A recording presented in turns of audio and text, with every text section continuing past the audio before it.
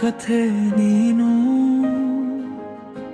ಮೌನದಲ್ಲೇ ಹಾಡುವ ರಾಗ ನೀನು, ಸ್ಪರ್ಶವಿಲ್ಲದೆ ಹೃದಯ ತಾಕಿ ಸಾವಿರ ಕನಸು ತಂದೆ ನೀನು.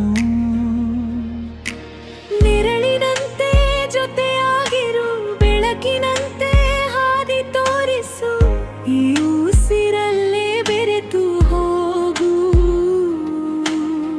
ನನ್ನ ಜೀವದ ಅರ್ಕವಾರೆ,